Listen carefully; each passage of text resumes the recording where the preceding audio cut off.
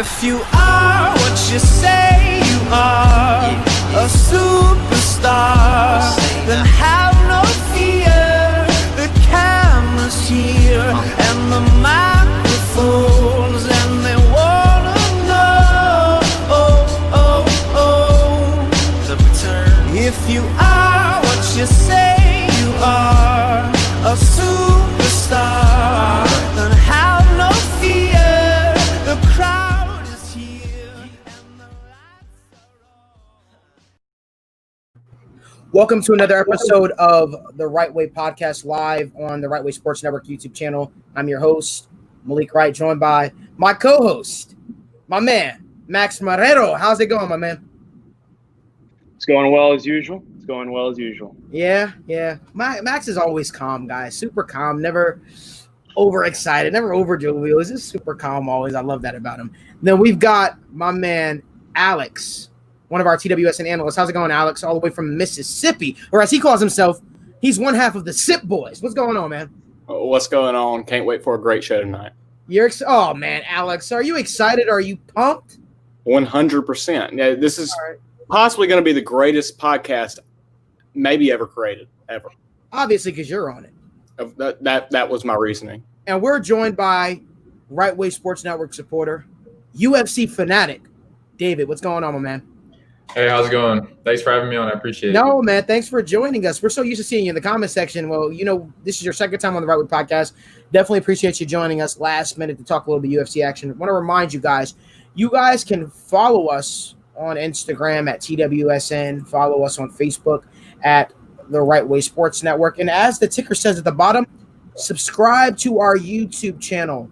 We love talking to you guys. And to our man Clinton, who's always supporting us as well, we appreciate you, man. We appreciate it. We love the intro as well. That being said, guys, a lot of stuff to talk about without Daniel today. I believe Alexis may be joining us for the latter part of the show. We'll see. That being said, guys, got some stuff to talk about, but I want to kick this thing off with the exciting news that we all woke up to this morning. Khabib versus Justin Gaethje is official, and the date is October 24th. David, you know why you're here. We know why you're here. David, kick this thing off. Let's hear your take. Khabib versus Justin Gaethje. What are your thoughts? Early prediction, who you got? Well, I'm going to clear things up right now. As a huge Conor McGregor nut hugger, and as obviously I have to be a bit of a Khabib hater, I'm going to go with Justin Gaethje, knocking him out in the third round. As I said, I think I said it last time when I was on the show, I think Gaethje's stand-up needs to be respected. He's a tough guy. I think he can take shots that other people that Khabib's fought in the past just can't take. Mm-hmm. And I think on the ground he can match Khabib in ways that past opponents just can't. I don't know if you caught that, Max. Justin basically says, David says Justin Gaethje is the guy that is going to take Khabib's O away. He said he is the guy to beat Khabib Nurmagomedov. Max, what are your thoughts on that, man? I'll give you this. I think Gaethje does have the best chance out of any opponent Khabib has faced, and that's including a Conor McGregor that, in my opinion, wasn't ready for that fight. So if he got a rematch against Conor McGregor, I'd love to see that as his last fight. But obviously, they're rumored to have a GSP fight, assuming that he beats Gaethje. And that being said, I do think he beats Gaethje, and I'm more confident than ever that he beats Gaethje. Given the unfortunate passing of his father, I strongly believe that Khabib is going to finish undefeated. And I feel like even though Gaethje's going to give him a run for his money, especially early on, I think Gaethje's going to hit him with a couple things early. I think Khabib will either finish him late or get a decision victory over him, but Khabib will win that fight. And Alex, we got to hear your take, my man. Look, I don't claim to be the most knowledgeable about the UFC, but one thing I do know just from my experience is that Khabib is going to absolutely body Justin Gaethje. Listen, every single fight this man has, we always prop up the challenger. Oh, Conor McGregor, he has the best chance. Even when Dustin Poirier fought him, Dustin Poirier has a real chance of beating Khabib. And what happens every single time? Khabib has lost one round in his last 12 fights. He's going to do the same exact thing. I think he's the best pound-for-pound fighter right now, and he's not going to be touched. I don't see him being touched. I see him retiring undefeated, and he's going to absolutely body Justin Gaethje the entire fight. Are we forgetting what? Sorry to cut you off, but are we forgetting what Ali Aquinta did to this man on the feet? Al Iaquinta, the real estate agent. Are we forgetting what he did to Khabib on the feed? Yeah, but everyone has a rough couple rounds in a fight. Rough Even the couple best. rounds, So I mean, Khabib took care of business that fight, David. You know it's true. Come on. He was getting pieced up the second he stopped sniffing Al Iaquinta's crotch and started standing up on the feet. He got pieced up. But he doesn't have to. Why would he? He's not going to choose to stand up now that he's fighting Justin Gaethje. If Justin Gaethje has a chance in this fight, it's going to be by standing up and trading. But Khabib, we know, is not going to stand up and want to trade with Justin Gaethje. He's going to put him in the cage and he's going to whip his ass the entire fight. I'm just saying, I think he could take it, but. So here's one thing I'm going to say. Right? I like you, David. You know, we usually agree. We agreed last week about the Darren Till thing. Now we got it wrong. But here's what I'll say. Everybody has a plan of how to beat Khabib Nurmagomedov. And here's the thing. It's like ABC 1, 2, 3. You know it. You know what you got to do when you get in there. But you can't do it. It's easier said than done. Everybody says, okay, I got to fight Khabib. I got to keep my back off the cage. I got to keep him in the center of the ring. Because Khabib, most of his takedowns come when you have your back against the cage. The fact of the matter is, everybody says that. Everybody says we're going to stand up and fight Khabib. We're going to make Khabib box. Conor tried that. Didn't work out. Here's what I'm saying. For us, as a lot of people say Khabib Nurmagomedov, and I'm not saying just David, that's what you're saying, but a lot of people say that Khabib Nurmagomedov's stand-up game is underwhelming. But it can't be that underwhelming if guys aren't that keen on trading with him consistently. I'm going to bring this up. I'm going to simply say this. I think Khabib Nurmagomedov mauls Justin Gaethje. And that's no knock against Justin Gaethje. It's just that for as good as Justin Gaethje is, Khabib Nurmagomedov is that much better. Honest opinion. Khabib Nurmagomedov is that much better. Khabib is going to tell you what he's going to do, and he's going to do it. He's going to take Justin Gaethje to the ground and maul him over and over, the same way he did it to Dustin Poirier, the same way he did it to Conor McGregor, the same way he did it to Rafael Dos Anjos, the same way he did to Edson Barbosa, and the list goes on. Now, David, you brought up a good point. And, I don't want to just totally discredit what you said. You said Al Iaquinta gave Khabib a good fight, but Khabib still dominated that fight. Now, Al Iaquinta came in on only a couple days' notice. He was supposed to fight. Let's paint a picture. Going into that fight, Khabib Nurmagomedov switched to main event opponents, I want to say about 4 times. Remember? Tony Mack. I was the third. I was the third guy. I'm sorry. I was the second guy because at one point they were supposed to have Michael Chiesa come in there. Michael Chiesa was supposed to fight Khabib Nurmagomedov, and so that would have made it 4. So Khabib was literally told he was going to fight Michael Chiesa, Max Holloway, Tony Ferguson, and then Al Iaquinta. Well, guess what? He didn't train for Al Iaquinta. So I got to give him a pass on that. I think if he fights Al Iaquinta again, I think it's the same scenario. I think Khabib Nurmagomedov eventually takes him to the ground and mauls him. Did you see Al Iaquinta's face after that fight? It doesn't matter. He still got to get to the ground at the end and got mauled. Khabib Nurmagomedov, to me, in my opinion, I said this last week on the podcast when we were talking about him, or maybe it was 2 weeks ago. I said, I don't know if there's an opponent in Khabib's weight class right now, lightweight, or even within reach of lightweight, let's say welterweight, that can beat Khabib Nurmagomedov right now.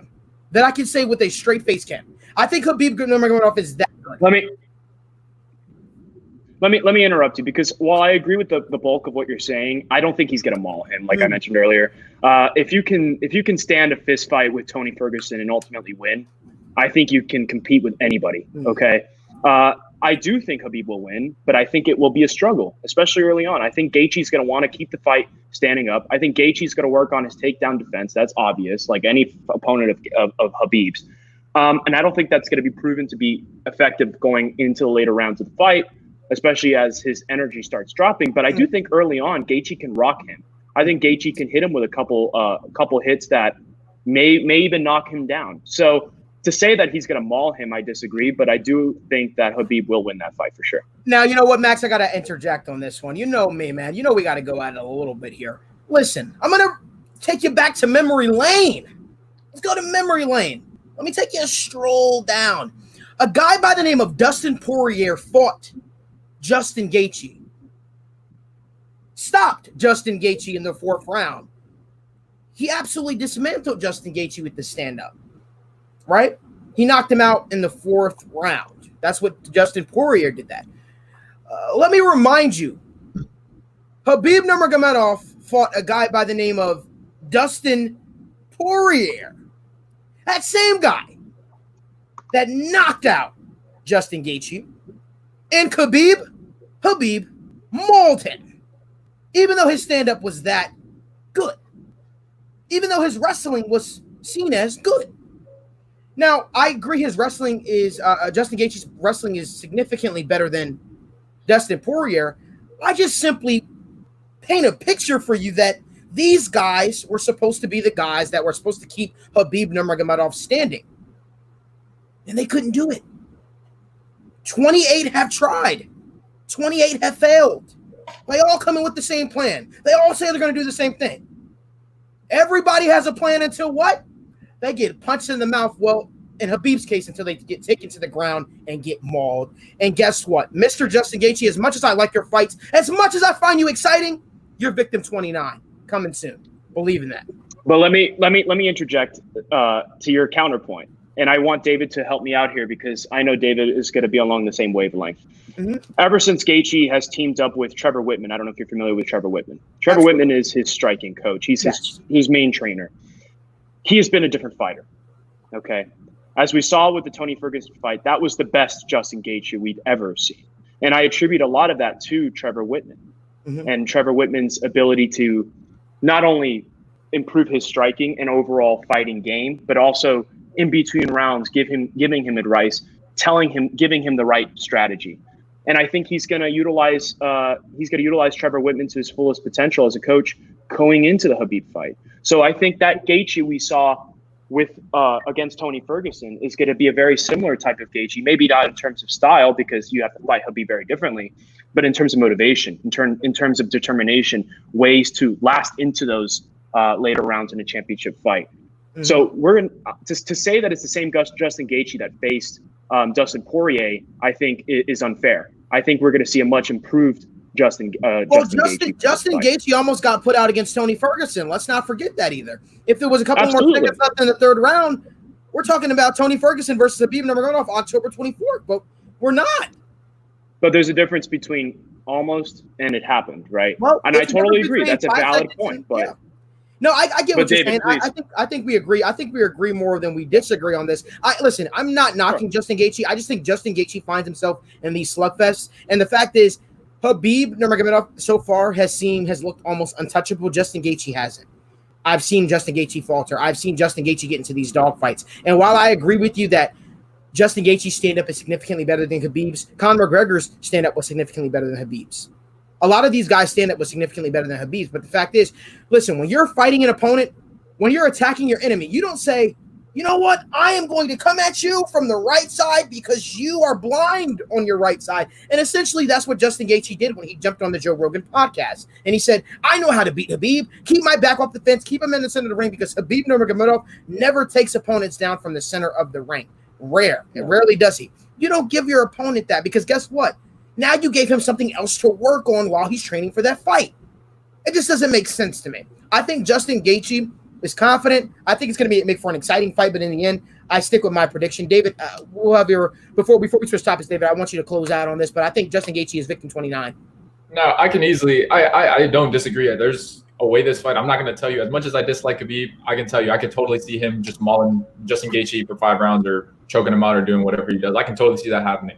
Yeah. What I see different with Justin Gaethje is what I didn't see from Edson Barboza, Conor McGregor, Dustin Poirier is Gaethje's not afraid to walk through shots and he's not afraid to get taken down. If Khabib takes down Justin Gaethje, he's going to be fine. He's going to be able to survive on the ground. He's going to be able to handle it. He could get finished, but as far as wrestling, I think he's the best wrestler that Khabib's ever faced. But David, sorry to cut you off, buddy. Listen, there's a difference between wrestling. He is a good wrestler. Khabib is a good sambo wrestler, which means he takes you to the ground, he ties you up, he gets you in awkward positions, he bends your legs back, ties your arms up behind your back, have you looking up to the sky, have you looking up at the time. Has just saying in between rounds it's only business. I can see. No, I can totally see. Khabib, no, you're never going to be able to stop Khabib's wrestling. What I'm saying is the only thing you can do with Khabib's wrestling is be able to try to deal with it as best you can and then get to the next round where you can restart in the feet and maybe try something different. And that's the goal, to not be taken down. Not be taken down. You can't.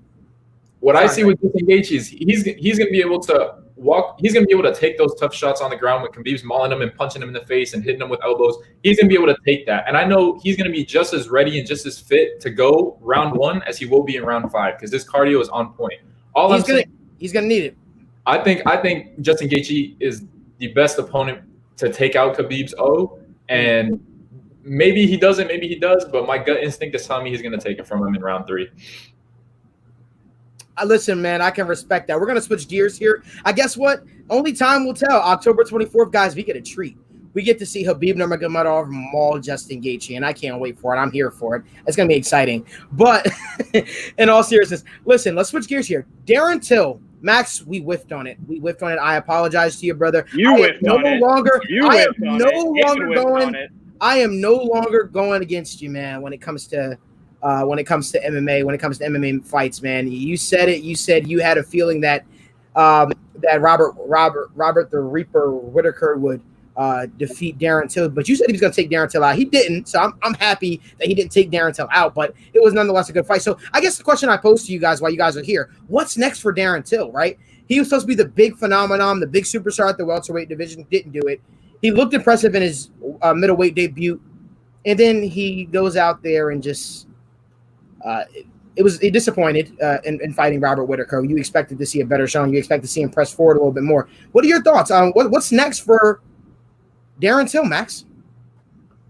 I think the Mike Perry fight's next. I think he's been hyping that up for a while now with the trolling on Twitter and the website. David, what's it called? Do you remember the website? The one he made for Mike Perry? What's it called? I can't remember. No, but it has a funny name for the URL. But anyways, he's been hyping up that fight. And frankly, no disrespect to Mike Perry, but I do think that's a bit of a tune-up fight for the likes of Darren Till. And I think that suits both parties very well, and it'll get ratings. So I think that's next in line for Darren Till. David, as a UFC fanatic, what are your thoughts? I think I was huge on the, not to toot my own horn and be one of those people, but I was huge on the Darren Till hype train when he was coming up in the ranks. I love him a lot. One of my favorite post-fight interviews is him after he beat I want to say it was Wonderboy Thompson. That's one of my favorite post-fight interviews. But yeah, I think he was kind of building himself up slowly. He knocked out Cowboy, and that kind of was his big step up. Then he got the fight against Wonderboy, and it was a decision. It was a very even fight. He landed, I know, a left hand and dropped Wonderboy in the 5th round, and that kind of gave him the fight. But ever since then, we've seen him against Woodley. He got destroyed. We saw him against Masvidal. He got knocked out. We saw him against we saw him win the fight against Gastelum, which was a pretty tactical, boring fight. Honestly, it could have went either way. They were opposite ends, the 30-27 on both sides, which was pretty crazy. And then now we see him against another top guy, and he can't get the job done again. So that's 3 of his last 4. Arguably, he could have lost his last 4 straight. I think he needs to go back down. I think the Mike Perry fight makes a lot of sense. Just come back down talent level, get your confidence back up, get a win, and then go from there. I agree. I agree. I couldn't agree more. And the website's name is MikePerry'sABum.com. That's what the name of the site was. There you go. Alex, what are your thoughts? What would you like to see Darren Till do next? Do you think he should return to welterweight, stay at middleweight, fight Mike Perry? Like, what are your thoughts? What do you think happens? It's definitely hard to change weight classes and stay at, a big name. We've only seen a handful of fighters be able to, transition up and down through weight classes and be dominant in all of them. But I'm going to agree with these two guys and say Mike Perry, I think, is the right fight for Darren Till. It has the drama that everyone's talking about. I mean, it has a storyline. The storyline makes itself. Darren Till has been constantly, chatting him up, talking about how he's a bum, obviously. So I think this just makes the most sense. And I also think it's a fight that Darren Till will and can win. So that's what I think is next for him, and that's what I hope to see because I'm a fan. I'm a fan of Darren Till. Nonetheless, the next move for Darren Till should be exciting. The guy is always exciting to watch. He definitely knows how to hype up fights. Let's just see what happens next with him. Hopefully, he can put it all together. David, I want to thank you so much for joining in on the Wrightway Podcast tonight, my man. Thank you for always supporting us, man. Hopefully, we see you in the comment sections in a minute or so. Joining in the conversation, hyping things up. Appreciate it, my man. Thank you so much. Appreciate it. Somebody says, gotta go. Keep up the grind. Y'all stay safe and stay away from those snakes, Alex. For those of you who don't know, Alex has an interest in snake hunting, so to speak. He likes to hunt snakes. He likes to see what he likes to, Alex, tell us about that. What do you like to do? Like, what's up with you and snakes, man? You have a very interesting Instagram. Yeah, it's not like I'm out here just looking for the best snake to catch or anything. It was a one-time thing, although I think I'm going to turn it into a yearly thing. Let me tell y'all, okay. Y'all got to come. Malik, Max, I'm going to bring y'all down one. No. Gonna drink a couple beers. You get good and fluid loosed up, and you go under that tree and you grab you a snake, and there's nothing like it. It bites you a couple times. Just to me, it's an adrenaline rush. I'm a guy who's big on adrenaline. It makes me who I am. Yeah. I might go to Clemson, but I'm definitely not as Southern as you, and I don't consider myself a Southern boy. So I think I'm going to leave the snake hunting to you, my friend. Mississippi, I am not a Southern guy. I mean, snake hunting is just a drop in the can of what a lot of guys do around here. Alex, you're by yourself on that one, man. But just make sure you're staying safe out there, snake hunting, and then posing, taking pictures with turtles as well, because we know you like to do that as well. Everything under the sun. We're joined now by TWSN analyst Sean Abroff and our NBA insider, our guy, Pranav Sriraman. What's going on, guys? I'm doing well. How are you? Good. Sean, what about you? You're on mute right now, my guy. Yeah, Sean's mic is still muted, guys, right now. We're trying to say hello to. There you are. What's up, Sean? Yeah, no, my bad about that. I'm doing great, man. I'm happy to be here. Still a little kind of put off by Alex's whole snake thing, but you do you, bro. Sean, Pranav, you guys are invited to next time. I'll drink the beer. I'm not going to catch the snakes. We have a comment from our guy James. He says, "Max, Mr. Booba." But not in the comment section. Not quite what Jersey or Miami does. Absolutely not. We don't do snake hunting. That's not what we do. But we still love you, Alex. Guys, we got an interesting topic. Obviously, we brought the two NBA guys on. We had to bring them on for a reason. But we had to bring our NBA insider, Pranav. This guy is the troll of the Wrightway Sports Network, but he's also one of the most knowledgeable, if not the most knowledgeable when it comes to NBA basketball. Pranav, you know why we brought you on. Sean, you know why we brought you on. And let's start with our first topic, right, the NBA. This was a question that was posed to me earlier today, actually. It was kind of weird. I was with Sean, and he says he believes that Tom Thibodeau can save the New York Knicks. Once again, guys, that's not a take that I've ever heard anyone say, right? A free agent coach sitting out there can save the New York Knicks. I don't know if there's anyone that can save the New York Knicks. But with that being said, Sean, before I allow Max to state his opinion and Pranav to absolutely go in on this, it's yours, man. It's yours. Sean, tell us why you think Tom Thibodeau can save the New York Knicks, because I'm here for it. All right. Before I say anything, let me define save. Save isn't bringing us a Steph Curry, Golden State Warriors type dynasty. It's bringing us sustained playoff appearances. That's what I'm starving for. I've grown up loving this team and being consistently disappointed by this team. And if there's one guy you could save it, Pranav, you can keep laughing. I feel like I hear you over there. But I know you don't like Thibodeau. But here's what I see. I see a consistent winner. The Timberwolves did not make the playoffs for 14 years before he got there. He brought them there. The Bulls won 41 games before he got there. 62 the very next season, a 21-game improvement. In a lockout-shortened season, they still won 50 games. Tom Thibodeau brings improvement wherever he goes, and he will do that with the Knicks. The downfall with him and the Timberwolves wasn't necessarily him as a head coach. It was him as a president and front office personnel member when he was overpaying Andrew Wiggins, overpaying or not managing rosters correctly. Now, he's just the head coach. Let him put discipline into the New York Knicks. Let him get the best out of Mitchell Robinson and a lot of these role players. And the Knicks, with a new front office, a whole new regime change, a new culture change, the thing that I think – Justin making me laugh. But the one thing that I think is more important than anything, culture in building a championship, watch Leon Rose, watch the front office super team he has put together Bring that to New York and watch them be in the playoffs for the next 4 or 5 seasons. Pranav? As you know how you mentioned I'm a troll, right? When it's You're my favorite Sean, one, bro. You make me when laugh it's all the time. Sean and the Knicks, I love to troll because you can only go up from here. But in terms of saving, I have a different definition of saving. Not first round exits like the Charlotte Hornets, something like that. No, saving is winning multiple rounds, having like a superstar. And Tom Thibodeau, he's gonna make them better, but is he gonna save them? No. All right. Then let me tell you, it's not a one-man job. He will make them better. And if you want to talk about us getting to the second round, let's talk about what he has done before. I believe he got in the second round with a team that was led by Luol Deng, a guy who was a glorified role player. He did that before. Watch him make these Knicks players better, and then watch what this front office super team does. You bring in Brock Aller from Cleveland. It might not be a name everybody knows. Best cap guy in the league. You bring in Walter Perrin, another front office member from Utah, the guy who not only identified Donovan Mitchell, but also Rudy Gobert. And you bring in Alex Klein, bro. Don't get me started on this guy. He's a 26-year-old whiz kid who is known for being a relationship builder. Those relationships go college.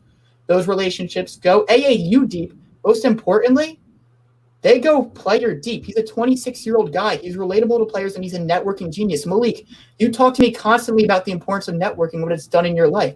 It's going to do the same for a future NBA GM and Alex Klein. And when those relationships with the players come into play, a.k.a. free agency, and you also have a former player agent at president, those are two guys that know how to schmooze and know how to win. The thing that has been the fault of the New York Knicks for years can be changed with a simple regime change, and it will be. So Tom Thibodeau, like Thomas mentioned, is an out. Oh, you could go ahead. You sure? Okay. Yeah. Sorry. I just wanted to interject because I don't disagree with what Sean is arguing when it comes to the front office. I do think they made a lot of dramatic improvements to the front office. But that being said, is that going to save their best players from playing 40 minutes a night? I don't think so. And Tom Thibodeau has a history with that. I'll have the statistics pulled up here. If you want to talk about the 2010-11 Bulls, who did finish with a 62-win record, which is undoubtedly very impressive, Luol Deng ranked 4th in the league in minutes played at 39.1 minutes per game, and Derrick Rose, the then MVP, was 14th at 37.4. 2011-12, Luol Deng was first at 39.4. 2012-13, Luol Deng was first again, 38.7, and Joakim Noah, 36.8. Jimmy Butler in 2013-14 was tied for first at 38.7, and the year after also had 38.7. In 2016-17 with the Timberwolves, he had Zach LaVine before he tore his ACL, third in the NBA in minutes at 37.2 minutes per game, and Andrew Wiggins at 4th with 37.2, and Karl Anthony Towns at 6th with 36.9. And I know I threw a lot of numbers at you, and I hope I didn't bore you, but my point is, that's not sustainable success. Sustainable success is not playing your star players 40 minutes a game, okay? And frankly, yes, the Knicks lack in star talent, but he also isn't a believer in young talent. RJ Barrett is a young, promising player. Wait. Is RJ? Wait. Yes. You just said he's not a believer in young talent. You just threw at me with the Timberwolves 3 under 21-year-olds who played upwards of 35 minutes per game. He was brought into the Timberwolves, if you go back and do the research, to nourish that young talent. And yes, Andrew Wiggins, in my opinion, was a bust because he never refined himself. But Zach LaVine had a huge jump in improvement. Karl Anthony Towns, huge jump in improvement. Saying he's a believer in young talent when Derrick Rose, also a young talent, became an MVP under him isn't a valid statement. You know how young talent gets better? It plays in games. He went out, he threw it in there. He nourished the young talent the best way he thought he could.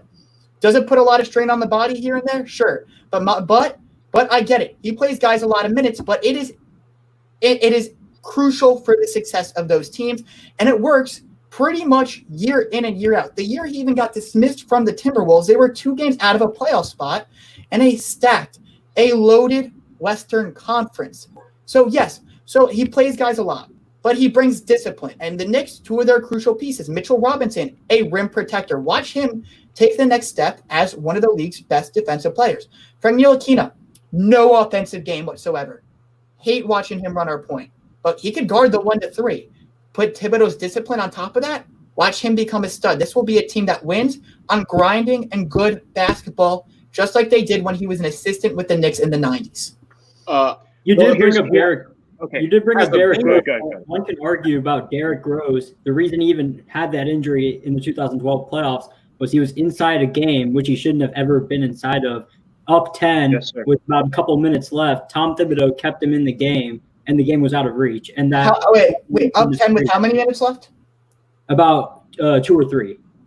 Pranav, how quick can you go on a 10-0 run in basketball? Because I saw Malik go on a 10-0 run in 2K within like 2 minutes, within like 45 seconds today. You can go on a make 10-0 that run. comparison. And then we'll do it in real life. Go in real life. It's not that hard to put 10 points together pretty quickly. He could have taken them out with 10 points up, but within one or two turnovers, I believe Kirk Heinrich was the backup point guard. Not a guy I'm in love with by any means, but 1 or 2 turnovers, all of a sudden that 10-point game is a 6-point game with a little more than 2 minutes to play. I think the difference here is on the word save. Okay, everyone has a different definition of saving the Knicks.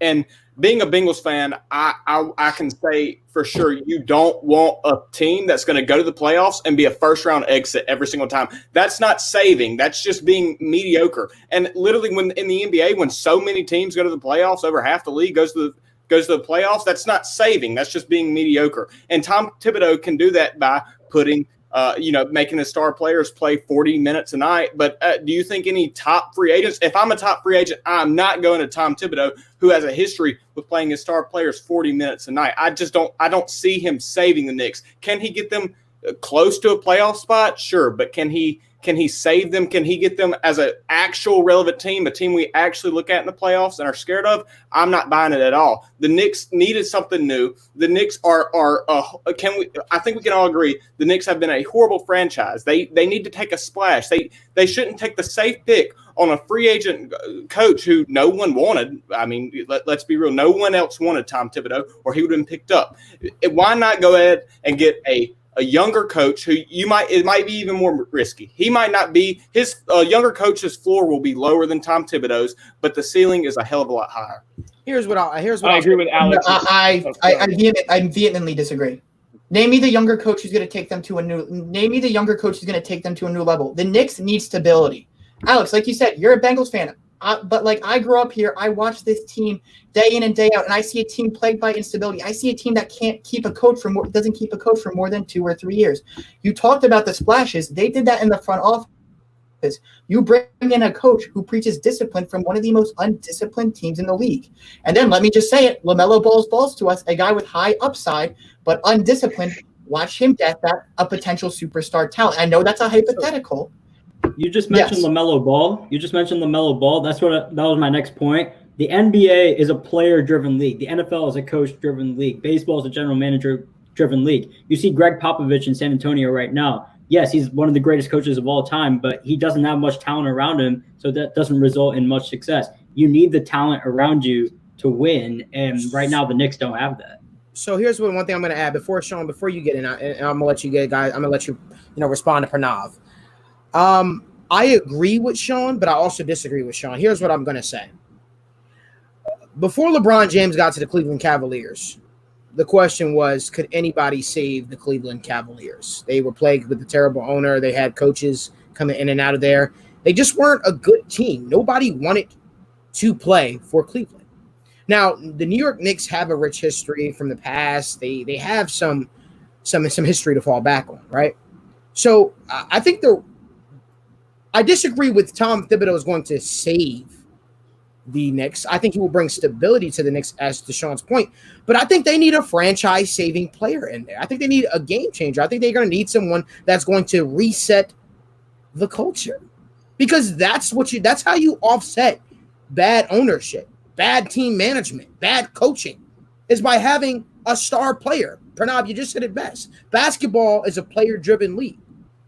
Those teams that LeBron James was taking to the playoffs with the Cleveland Cavaliers had no business being in the playoffs. But because LeBron James was that good, but because LeBron James was that much better and he made the players around him better, first and foremost, the Knicks need a leader, which is why I think if they had the opportunity to draft a Zion, we'd be probably talking about the Knicks in a different light right now. But the fact of the matter is, can a coach save the New York Knicks? I don't know. But can a player? Absolutely. I do think Tom Thibodeau could bring stability to the Knicks, and I'm confident in that. Yes, and I think that's exactly what the Knicks need. I mean, I wrote an article about it. Right now, stability is the first step to long-term success. Mm-hmm. Name me a franchise in any sport that has had sustained success without stability. And Alex, guys, breaking news. Joey Bosa just signed a 5-year contract extension with the Chargers. 5 years, $135 million extension with the Chargers, $78 million guaranteed. Joey Bosa just signed a huge contract, probably making him one of the highest paid defensive ends, if not the highest paid defensive end in football, with the Los Angeles Chargers. Guys, since we're all about reactions, let's jump right to this really quick. We're going to come right back to this. Initial thoughts. Is this a good move for the Chargers? Do you agree with them signing Joey Bosa? Sean, let's talk about it. The Chargers, here's how I'd put it. The Chargers are building something, and I actually think this was the right move. This something depends on Justin Herbert no matter what and that franchise play. But we always say you win with a young quarterback and you build around him. You're going to have Justin Herbert on like $7-8 million a year for the next 4 to 5 years. 4 years, whatever the fifth-year option ends up being. So you have your young quarterback. You have some pretty nice weapons I'm a fan of. You bring back Hunter Henry, that's where I start worrying because I feel like a tight end is a quarterback's best safety net. Now he becomes maybe unaffordable in my opinion. But that defense, Derwin James, Joey Bosa, plenty of other talent. They got 2 nice corners over there. This was a move you had to make to secure a long-term Super Bowl future.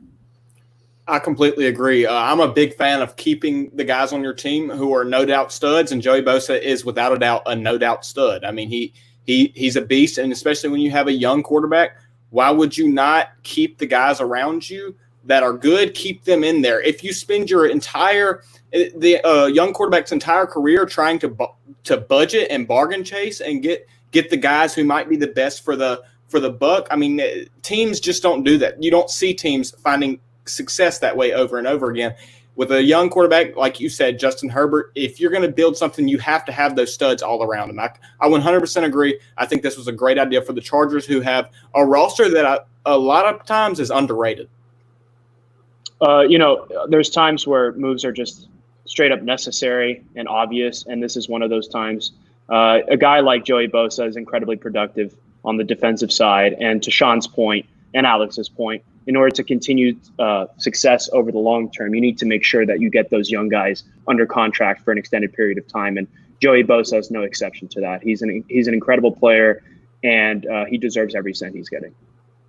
Yeah, I agree. You had concerns about him joining San Francisco with Nick last year. There were rumors, but now you don't have that worry of him leaving. You have your franchise guy set in place. You're building a foundation. It's a great move. Man, I'm just mad because I really wish my team would have had the opportunity to go after a guy like Joey Bosa. Joey Bosa is a phenomenal player. You got to pay defensive ends. Rushing the passer to me is the most beautiful art in the game of football, and I think the Chargers did it right by locking up Joey Bosa. 5 years, $135 million, $78 million guaranteed, fully guaranteed. I think that it's an amazing signing. So kudos to Joey Bosa. Kudos to the Los Angeles Chargers. And let's see where this goes. Let's get back to what we were talking about, though. Pranav, I want to give you an opportunity. I'm sorry. Sean was talking still. He was mentioning, going off of his Tom Thibodeau rant. Continue. Yeah. I'll be honest. I forget exactly where I was in my rant. But Tom Thibodeau, winning a championship is a top to bottom thing. I like what the Knicks have done in the front office at the top. James Dolan at the top seems to finally be taking a step aside. And while he's a horrible basketball owner, a top 10 hockey owner because he lets people do their diligence. He's let Leon Rose do the complete hiring process. And from the start, Leon Rose, a former agent who represented LeBron James early in his career, has liked Tom Thibodeau. And people say, oh, I wouldn't go to the Knicks. I wouldn't go to the Knicks. As I mentioned before, you have an agent. Agents know how to schmooze. Agents know how to like.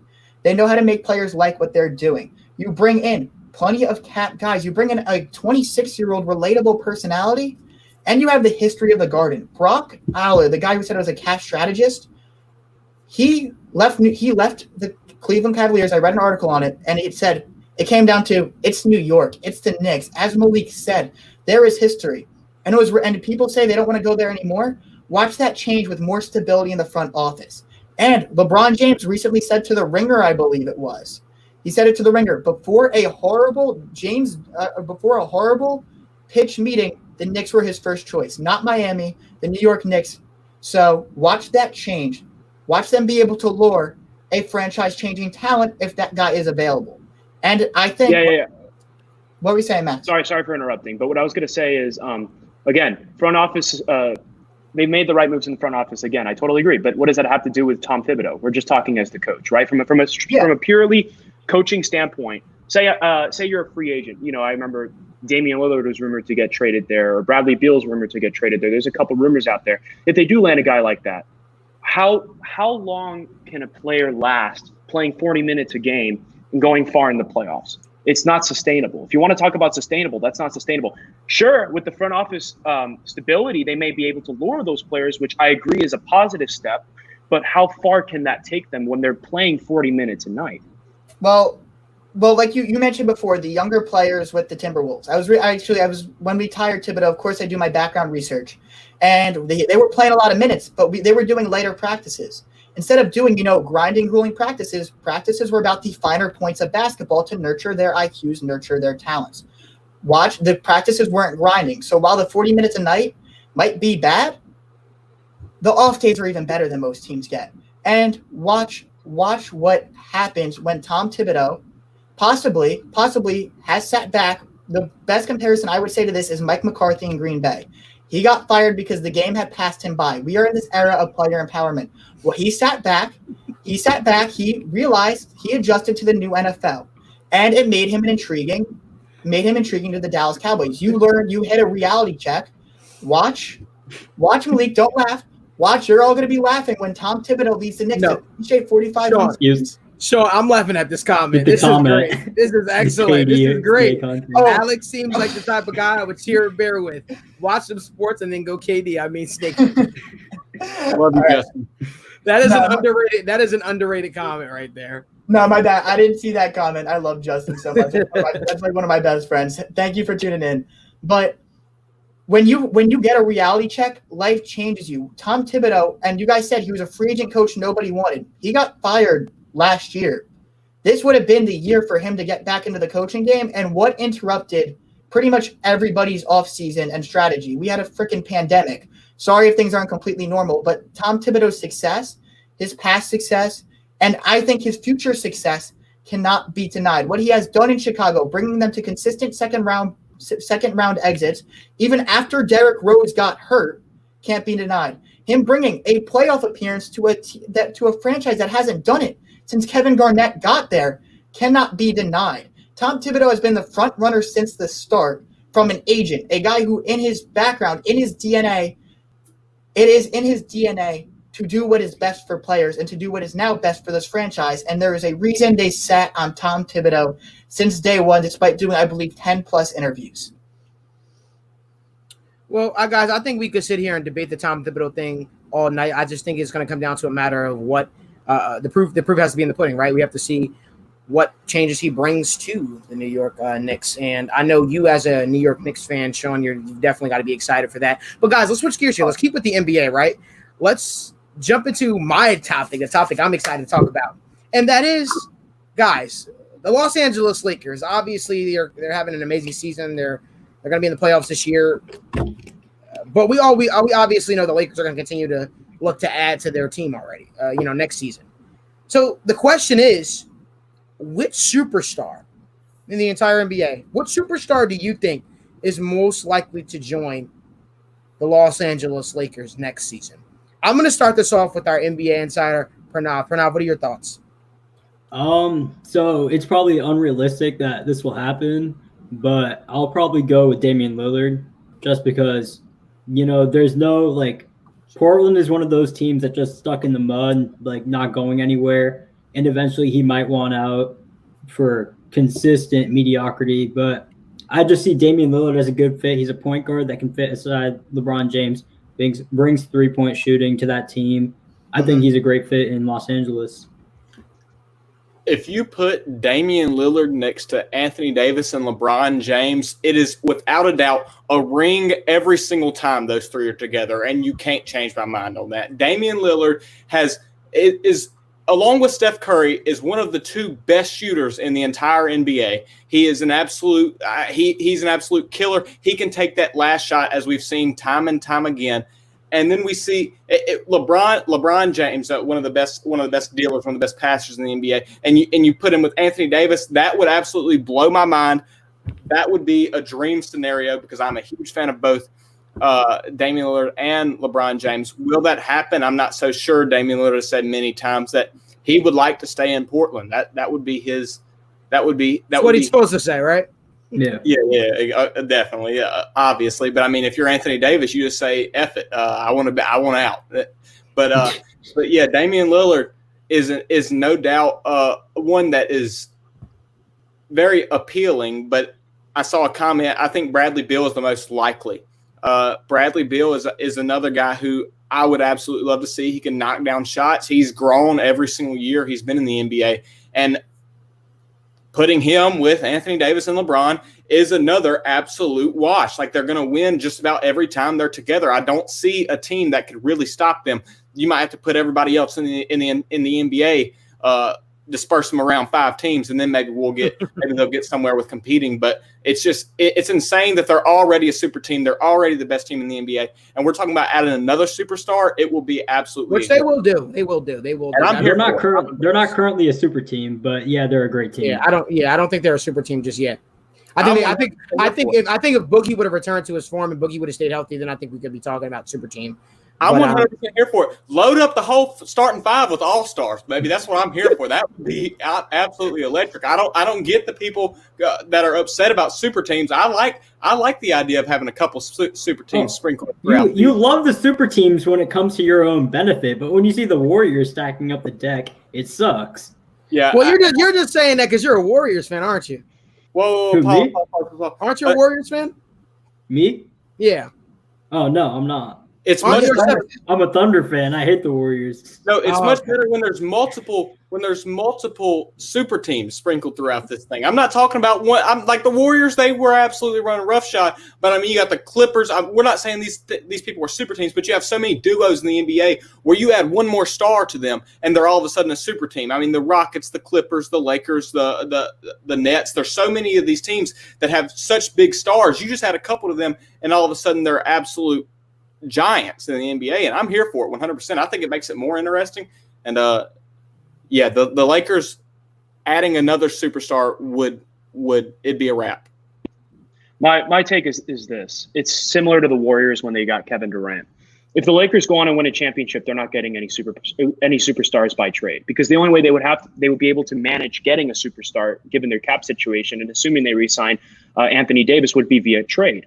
And I don't see why the Lakers would make a blockbuster move if they win the chip. There's no reason for them to do that. So for me, it depends on if they get an early exit against, say, the Clippers, or even in the finals against an Eastern Conference team, be it the Bucks, Celtics, etc. I think that will garner a move. That will garner them sitting back and saying, okay, we need to make some improvements to this roster, because to Pranav's point, they're a great team, not a super team, right? And frankly, I agree with Alex, and I agreed with Thomas's comment. That's why I pointed to it earlier. I think Bradley Beal is the most likely option. I think given their roster, they can maybe muster up a trade for the likes of a Bradley Beal, who I think will inevitably want out of Washington sooner rather than later. Yes, he's saying he wants to stay there for his career. I don't buy it. And I think you'd be naive to buy it. I don't think anybody wants to be on a team that's subpar and is on the fringes of playoff contention, even with John Wall on that roster. So I think they should pick up Bradley Beal. I think he could be, even though he's a very ball-dominant player, I think if he adapts his style, he could be a Klay Thompson-type player for that team, a very big catch-and-shoot guy, a third-scoring option. And I think he'd be a phenomenal fit if he adapts his game. So for me, once again, if they win the championship, I don't expect them getting any superstars. If they don't, I think Bradley Beal is the likely option. Speaking of Bradley Beal, he did tweet this morning, "They lied straight to my face. So much hate." That might say something about Washington. Who knows? Right. We know our guy Will Lachlan is a huge Washington Wizards fan. Sean, you've been kind of quiet. Yeah, because I kind of agree with everybody. Like Thomas, Max, it's Bradley Beal all the way. But there's a backup name I have in my head, and that's Kyle Lowry. Oh, okay. I think I know who you thought I was going to say, but I believe CP3's or not CP3, Kyle Lowry. I think that's who you're going to go with, Malik, knowing you. But Kyle Lowry's contract is up after next year. I believe he'll be in that 2021 free agent class, and he got that taste of a championship. And as much as I like Pascal Siakam, he can't be a number one on a championship team. He's getting older, still putting up close to 20 points and 8 assists per night. Like Pranav said before about Damian Lillard, a point guard who could fit seamlessly into a system, and we've seen him be a supporting member on a championship team before. Watch him go chase ring number 2, ring number 3, ring however many years he wants to stay in LA and is playing at a top performance. And I think Kyle Lowry would be a very nice fit in that LA Lakers team. So, I heard you guys talk, right? And I'm listening, and I'm watching, and I'm quiet. I hear Bradley Beal. I hear Dame Lillard. I hear Kyle Lowry. I'm going to go with the member of the Banana Boat crew. I'm going to go with Chris Paul. No, I'm going to go with Chris Paul. No, I know, Pranav, I know you're an Oklahoma City Thunder fan, but if I'm looking at the landscape where it makes sense, Chris Paul fits on the Lakers like a glove. Let's talk about it. Him and LeBron James, best friends. Chris Paul isn't fretting for money, so he could ask for a buyout. They could buy him out. And he's a little bit older, so that means he could sign for a thing called the veteran minimum. No. I don't know. You shake your head no, but Chris Paul's chasing a ring right now. He's under contract for the next 3 years, though. That's fine. How many NBA players we seen under contract that got out? He's on one of the worst contracts in the league, too. Sure. Malik, Malik, can I interject real quick? I'm just saying. I'm going to ask you a question. I'm just saying Chris Paul makes sense. That's all I'm saying. That's all I'm saying. $124 million cents? Because that's what he's owed over the next 3 years. $124 million. No, obviously you have to the pay money Anthony Davis. Anthony Davis is a free agent, yeah. The money doesn't make sense, but we're not talking about, we're saying what makes sense, what is a possibility. Now, it's not out of the landscape of possibilities, I don't think. I don't necessarily know how the NBA, how players can configure these contracts to work out, but one thing I do know about the NBA, it is a players-driven league. You said it, Pranav. Sean said it, Pranav. It is. If a player wants out, he's going to find a way to get out. That's all I'm Why doing. would he want out, though? Why would he want out? Because you can join. Career Because you can rejuvenation. join. Why I would he don't want care if out? you're talking about. You get to play with LeBron James and Anthony Davis and get a ring. That's why. Alex, don't do you buy it. agree? Do you think Chris Paul would rather stay with the Oklahoma City Thunders, or if there's an opportunity that arises where he could play with LeBron James and Anthony Davis, don't you think he would take it? Now, if the money's close, I think he 100% takes it. He would be I would take it. I mean, you're getting towards the end of your career. Why not go and win a couple things on your fingers? But at the same time, veteran minimum, I'm not seeing it. I mean, come on now, Chris Paul, he will still, I feel like, demand a little bit more money than the veteran. I'm just saying, as a LeBron lover. Yes, I said I'm a LeBron lover. I try to hope for the best. I want LeBron to get everybody to play with him. I want LeBron to pass Michael Jordan because LeBron James is my GOAT. But that's a different topic for a different day. There's only one way Chris Paul can get to LA, and that's by a trade. And the Lakers' best trade option is Kyle Kuzma. And as a Thunder fan, we do not want Kyle Kuzma. The Thunder are never going to make that trade. I'm not sure I'd much rather. I mean, obviously, I think at this point, Chris Paul is better than Kyle Kuzma, but I'm not sure I'd rather have Chris Paul on my team for the future than Kyle Kuzma. I think Kyle Kuzma is slip on a lot. Glorified role player. He's a glorified role player. I'll take 1 year. I'll take 1 year of Chris Paul over 10 years of Kyle Kuzma. No chance. I absolutely disagree. Kyle Kuzma is a glorified role player. He's only getting the hype because he's in LA. And if he was on any other team, he would not have this much hype. And that could work for a multitude of teams. When you have a big market team, obviously their role players, as you call them, will get more push. And I mean, Kyle Kuzma might even be in a role player type of role right now, but it's because he has two top 5 players on his team. Like, obviously they're going to take up the bulk of the team, and Kyle Kuzma might not look like he's the best thing ever right now, but you're saying 1 year of Chris Paul over 10 years of Kyle Kuzma? He has the same usage rate as he did last year, and he's just terrible this year. I completely disagree. I think Chris Paul's depreciating every single year. I think Chris Paul's is not getting better. He's getting worse. If we're going to talk about Chris Paul, he's only getting worse. He's not getting any better. And Kyle Kuzma declined from 24 to 25. Okay, good point. But you can have a down year. Listen, he has more superstars on his team. It's not as easy to get those stats. I've never heard that Kuz control. I've never heard that one before. 24 to 25. I think Dorian made that one up. Who's going to say he's going to decline from 25 to 30? Whereas Chris Paul's at the end of his career, the guy's not getting better. No one is agreeing that Chris Paul is getting better. Some people, the multitude of people, are saying that Kyle Kuzma could most definitely get better. He's still in early stages. The reason why Braun kept him, by the way, is because unlike Lonzo Ball and Brendan Ingram, who make $9 million a year, Kuz makes $3 million a year. Financially, that's why they kept Kuz. Anthony Davis was the end game. And they got him. So we'll go. Can I interject real quick? Sure. About the Kuzma thing, I'm completely with Pranav here. The guy was the third best player the Lakers had, if we're going to be honest, out of that trade, out of the options. I'll take Brandon Ingram's a developing superstar. Lonzo's a developing star. And Chris Paul, the more I think about it, the more it makes sense because it's not unprecedented. Pranav, you're no basketball history, even though you're like 15, better than anybody I know. You remember when Gary Payton, Karl Malone all took veterans minimum The to Lakers, play yeah. Bryant and the Los Angeles Lakers? This is not an unprecedented thing to go win a ring. Gary Payton did it again in 2006 to go try to win with Shaq and the Heat. This is something that if Chris Paul wants to happen, and if Malik, $125 million is a lot of money no matter how rich you are. If Chris Paul does deem it a ring is important enough to pass up on $125 million and take a veterans minimum, he will more than certainly do it to get himself the one thing that has eluded him since the day he stepped into this league. Right. It separates tiers of players. I hate to take shots at Charles Barkley a lot, but I often say he's forgotten in a lot of conversations because he doesn't have that ring. David says I'd rather have CP3 mentor. Shea Gilgeous-Alexander. Yeah, no, I know you're talking about. I'd rather have CP3 mentor and the young guys with 2 to 3 years, make them exponentially better than have Kuz for 10 years being trash and cheating drama. I got you, David. So I understand. CP3 is a treasure. And Alex, I know a lot of people are going to disagree with you saying, Chris Paul has depreciated, but like I said, the topic was who's disagreeing with Chris Paul getting worse. I'm pretty sure a lot of the guys on here was disagreeing with you. Maybe like. he's going to get worse, but I'll take a watered down Chris Paul over the best version of Kyle Kuzma.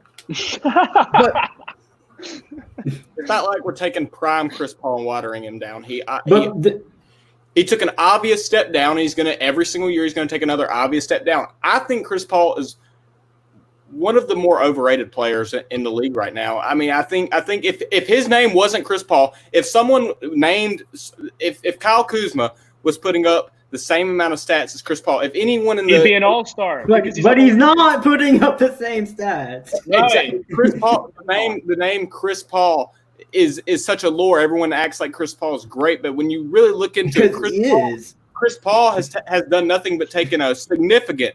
And I get it. You can take a significant step down from where Chris Paul was and still be a good player. I'm not saying Chris Paul is absolute trash, but I'm saying if we're acting like he's still the CP3 of years ago, we're just kidding ourselves. But no one's saying that, though. I know, and that's the point I was making, was that no one is arguing that Chris Paul is getting any better. We are all in agreement that he's getting worse. So honestly, I don't agree with that actually. His field goal percentage went up 7-8% this year. His points per game went up, but he averaged 2 or 3 more points per game.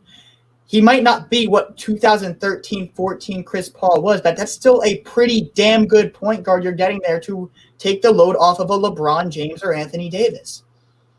Or whatever. Like Malik said earlier, it fits like a glove, but there's those gloves that tear off a little bit. You kind of have to fix it by getting rid of Rajon Rondo ASAP if you get Chris Paul. Oh yeah, absolutely, because we know what their beef is. We know what their history is. But no, definitely, guys. It's definitely the one thing. It's not often we have Pranav on the podcast. So Pranav, the one thing I wanted to ask you off script. This is a personal question I have for you because I know you would, you take pride in answering these questions. If the Clippers fall short of their goal this year, which is obviously why Kawhi Leonard and Paul George came together, if they fall short of their goal of winning an NBA championship this year, what do you see? Do you see that marriage lasting? Do you still see Paul George and Kawhi Leonard staying together? Because I know the way that their contracts are structured, there is a way out. Do you see them staying together, or do you see them moving on? I'll think they'll run it back for one more year, get rid of some bench pieces, because I think the problem with the Clippers is they have way too much. They have way too much talent on the roster, and they kind of need to water it down. They have too many ISO players, and too many ISO players lead to less touches. So I think they're going to run it back, the duo, but it's not going to be the same roster. That makes sense. Anybody want to add to that? Or okay. I don't think he's wrong. Yeah, I agree. Pranav, tell him where to follow you at. Our NBA guy, Pranav Sriraman. Tell him where to follow you at. Yeah, make sure to go follow me on Instagram at Sports World Debates. And if you have anything to say about one of my takes, or if you have any disagreements, he will troll you. Make sure to go tweet me at SWDTweets1, and I'll be happy to prove you wrong. Pranav, as you know, we appreciate you here at the Wrightway Sports Network, my man. Somebody just said Kawhi a PG to the Knicks. That'll be something. I'm sure that'll make Sean's day. Sean only wants Imani Bates. He only wants Imani Bates. Oh, yeah, no. Pranav put me onto that hype train. It's justified. 2023, after his year at Michigan State, he's all ours. So we want to thank you. We want to thank you and for joining the podcast, my guy. Sean, tell him where to follow you at as well. Sean Chonabroff on Instagram. Name's kind of hard to spell, but you can figure it out. And S Chonabroff on Twitter. Twitter is honestly where I put a lot more of my sports takes, where you'll find my content a lot quicker. Do plenty of stuff here, and I hope you guys check me out. And, you guys can, check these guys out on our YouTube channel as well. When you subscribe to our YouTube channel, like the ticker says at the bottom, they host 2 of their own shows. We've got the Core 4 with Sean Chonabroff and his guys. We got him also doing the Nosebleeds podcast, a baseball podcast with Steven. We've got Pranav doing debates with Nav. He's always putting out controversial takes and different videos, and we obviously appreciate all the work that they're putting in the Wrightway Sports Network as we're gearing up for our mobile app release, guys. Super excited for what the future holds. But guys, we want to thank you guys for joining us on this Tuesday night. We got to have you on. Thank you for having me. Absolutely. Thank you guys. Absolutely. You guys take care. Have a good night. So we want to thank those guys for joining us on the podcast this week. We love talking sports with them. But guys, now we're going to get into our final segment of the podcast, which is NFL Talk. What the title of the show is about. Opt in or opt out. As you guys saw today, 6 players of the New England Patriots opted out. 6 players opted out. And I've got to ask you this, and I'm going to start by asking Alex this. I have a feeling I already know what Max's take is on this, but I've got to ask you, Alex, is this a coincidence, or do you think Bill Belichick is checking in? Yeah, I don't think this is a Bill Belichick thing. Let's be real. I think it's more of a thing where the Patriots don't have a very young roster. So when you have the younger guys, obviously they're more likely to play. They don't have as much money saved up. They need this money more. I mean, I'm not saying they need it by any means, but they want it more. They're hungrier for it. Right. Whereas the Patriots having a little older roster, and then you got Bill Belichick, who is without a doubt the best coach of all time. A lot of people are making the assumption that maybe it's Bill Belichick who's wanting this to happen, who's begging for this to happen so that they can get Trevor Lawrence number 1 overall. I've seen different things. I've seen Bill Belichick wanting this working out for Bill Belichick. I'm not buying it. Listen, I think this has more to do with them not having a good outlook on their team. Like, let's be real. If Tom Brady is still the quarterback of this team and you still have Super Bowl aspirations, I don't think as many guys are sitting out. They're not as many guys are opting out. But once you see your star quarterback leave and your team, while getting Cam Newton, they're still not in the best spot or spots that they've been before. These guys have been, especially the guys that play for the Patriots, have been pretty spoiled with a great quarterback and everything. And it definitely has to do with COVID. It's not like they're taking out because this is a chance. I'm sure that they're still the guys who are opting out aren't just opting out for no reason. They obviously have some kind of concern with COVID-19, but I feel like not having your star quarterback anymore just made this decision a little easier. I think they say, okay, well, that's cool. We'll opt out so that because it makes the decision easier is what I'm trying to say, because you're no longer going back to a team with Tom Brady and a team that's going to win the Super Bowl or has Super Bowl aspirations. You're going back to a team which is kind of stuck in a limbo right here. So that probably makes the decision easier to opt out if you're on the fence. Max, what are your thoughts? I might actually surprise you with this take. So, if they didn't sign Cam Newton, if they were going with Jarrett Stidham, I would say tank for Trevor. That's what they're doing. But when you sign a veteran like Cam Newton, that tells me that Bill Belichick still thinks that they could compete now with that roster that they have. So, but I'm also kind of on the fence because 6 players on one team is suspicious and would lead one to believe, someone of the likes of Bill Belichick, who always, takes one step back to take 3 steps forward, to maybe tell the guys, if you're on the fence, maybe opt out so we can put ourselves in a better position long term. I wouldn't be surprised if that were the case. But frankly, I would say it's more a coincidence than anything. That being said, considering the fact that they did sign Cam Newton, I feel like that's a power move on the part of Bill Belichick to sustain success this year. He obviously believes in the team he has. If not, he wouldn't be signing a guy like Cam Newton. I think they would be full on the tank train. But yeah, I think it's more coincidence than anything. And frankly, I support the players that make that decision because I know all of them really do want to be on the field and play football, but they have more important things to tend to and they have family to care for. So, Max, I'm impressed with your take there. I'm impressed. I really thought you were going somewhere else, but I'm going to go where you don't go. I'm going to say it. I think that the New England Patriots, although I do believe a lot of players are doing it for their own, for to be cautious, be safe about what's going on with COVID-19. Obviously, it's a serious situation. Our country's in a pandemic right now. We don't know when this is going to end. We obviously saw what happened with the Marlins, and I'd have to think that obviously had some type of impact on the New England Patriots players as well. But 6 players, one day, I don't know. It's a little suspicious. And we not just talk about some names, talking about some pretty big names too. Dante Hightower, Patrick Chung. I don't know. I think Bill Belichick might have told them, like you said, if, on the fence, sit out this season. Don't worry. Sit out. What I'm really curious to see what happens if any coaches decide to opt out in the season. That's what I'm curious. What if Bill Belichick opts out? He's old. He's a lot older. He's almost in his set. Seriously, what if Bill Belichick opts out and then Josh McDaniels is the head coach? That'd be insane. Right, but it's a quick way to get. That's tanking. That's tanking right there. That's a quick way to get. It's a quick way to get to Trevor Lawrence and the number 1 overall pick. They say that it's hard. It's hard to get to the bottom. I mean, just ask my Bengals. We did it, but it's gold when you get there. It's gold. You find gold. You find the best quarterback or the best player in the draft.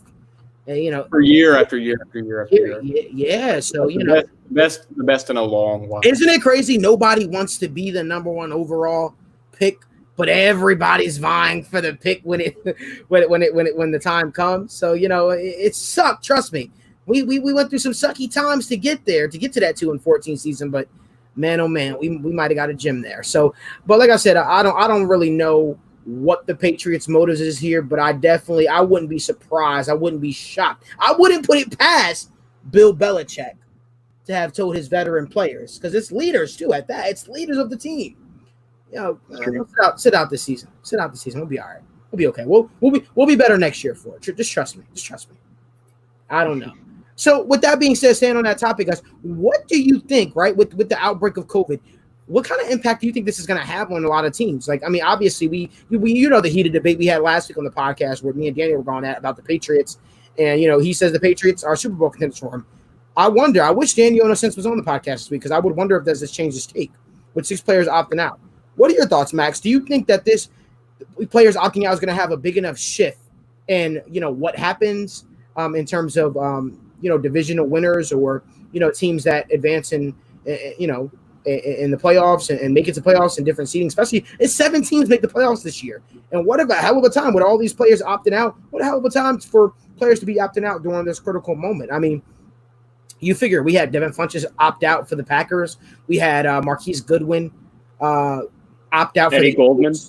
Yeah, I mean, it's Eddie Goldman opted out. Star Lutaletti opted out for the Bills. It makes you wonder, you might want to take back some of your picks that you had for teams doing well this year because you don't know anymore. It almost makes me want to hold off on the Wrightway Sports Network fantasy draft because you just don't know what's going on just yet. So, but Max, to your point, like let's talk about it. Do you think that players opting out is going to have a big shift in potential seeding? Well, I'll tell you right now, that's not the case, in my opinion, with the players that are going on right now. Yes, the Patriots lost 6 players, but I've been saying this since the moment they got Cam Newton, since the moment Tom Brady left. They're an 8-8 football team. They're nothing better than that. They might be worse than that. And I think this further solidifies that. So in terms of the Patriots, I don't think it makes a difference at all because I think they're going to finish right where I predict them to finish. And I hope, and I was hoping Daniel would be on this podcast so he could concede that point to me because I know I'm right. Okay. Secondly, to answer your question on a broader scale, it really depends on what players opt out. I mean, Eddie Goldman is an essential piece on that defense for Chicago. Yeah, obviously Khalil Mack carries much more of the load and they have a decent secondary, but if you talk about interior linemen, he is the star of the defensive line there because usually they like to line up Khalil Mack as a linebacker. But, it depends on the players that they add. I mean, if a team loses 1 or 2 guys here and there, I don't think it should be a big deal.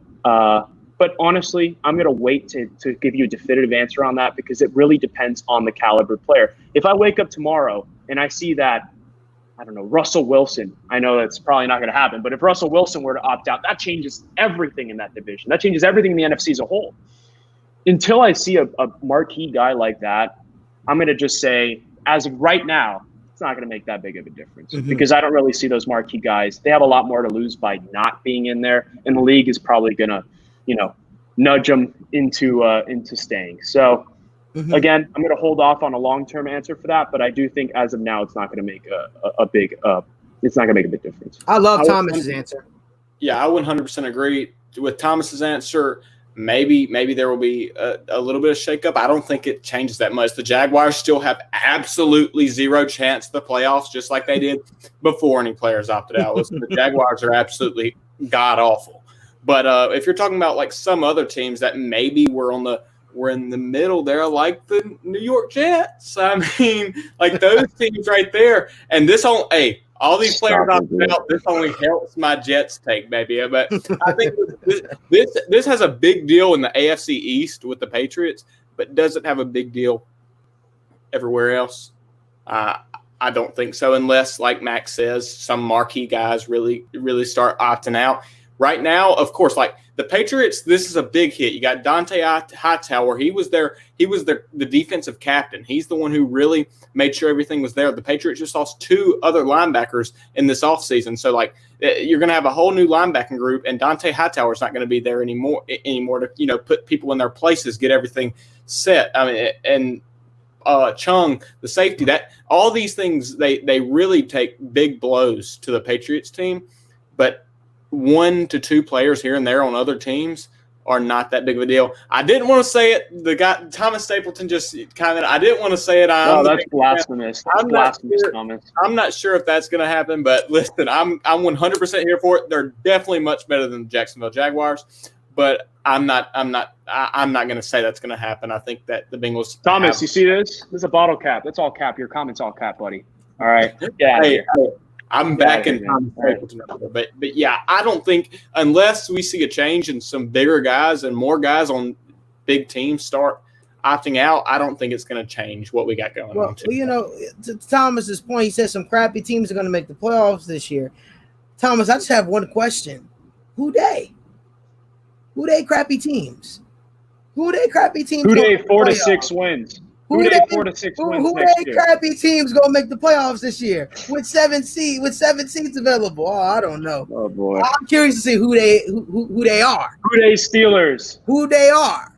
No pun intended there, Browns? but I'm curious to say who they are to make the playoffs this year. It's gonna be exciting to see who they teams are to make the playoffs. We'll see. But honestly, guys, I don't know if it has that much of an impact. We'll see how this thing keeps trickling down. I'm excited.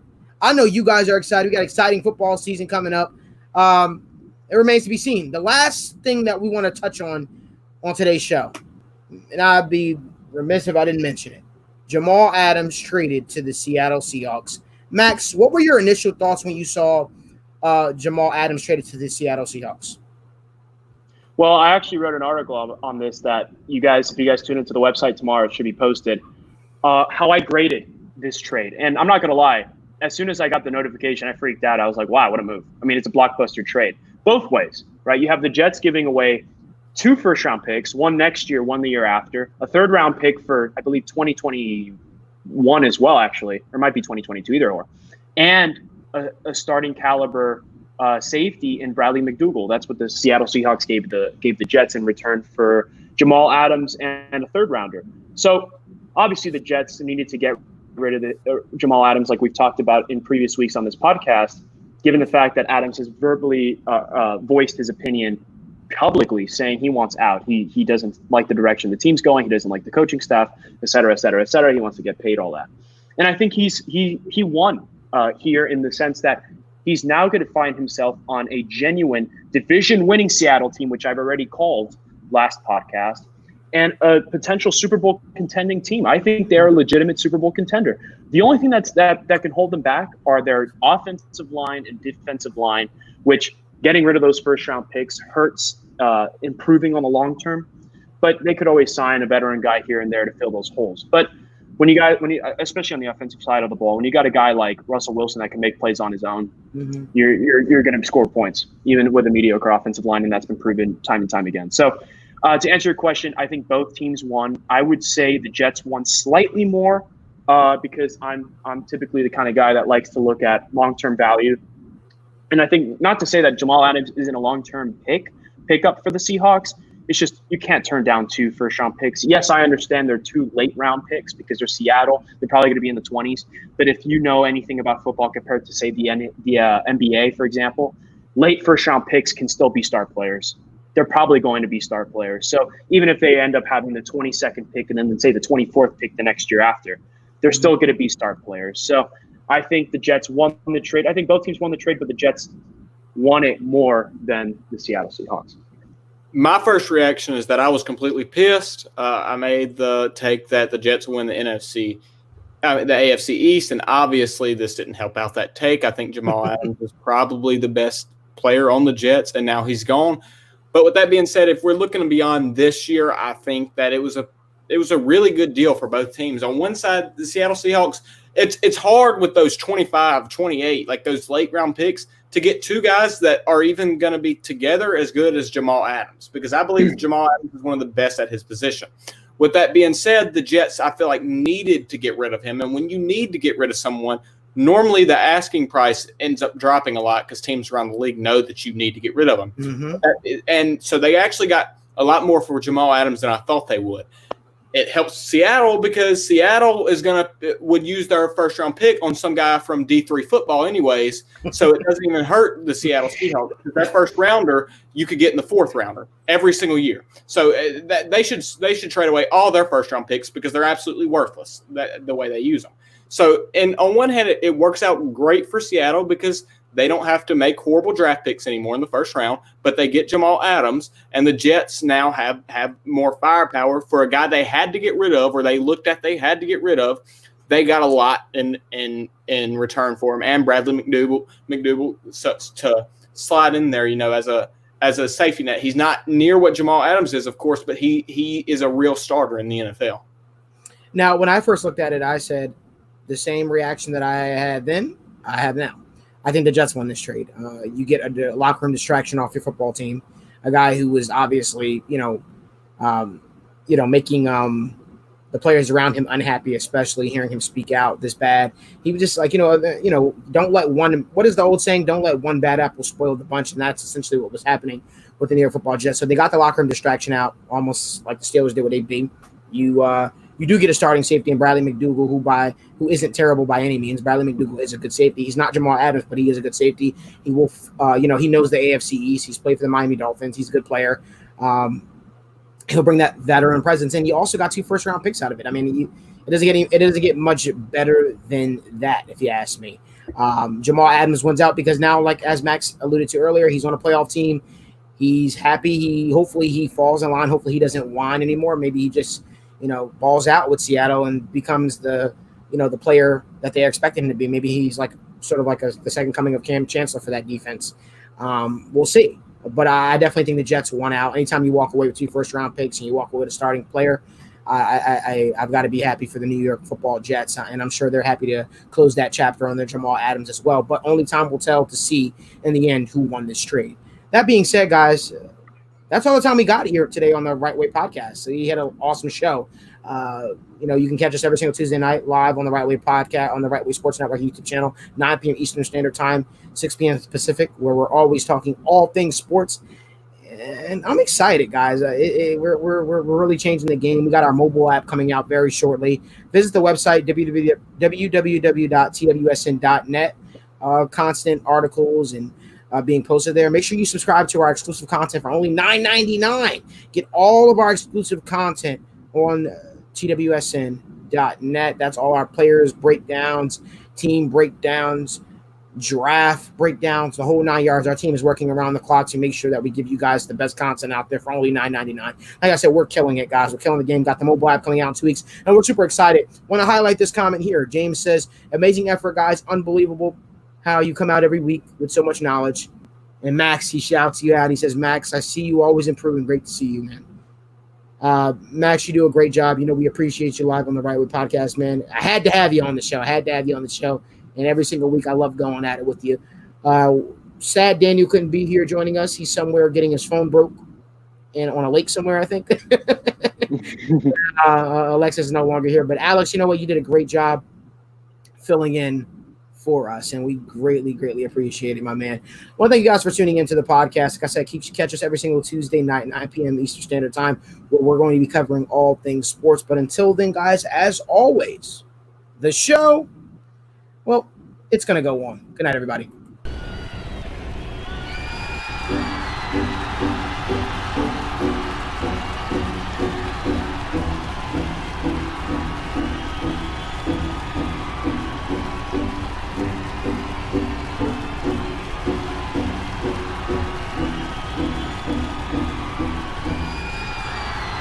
If you are what you say you are, a superstar, then have no fear. The camera's here and the microphones, and they wanna know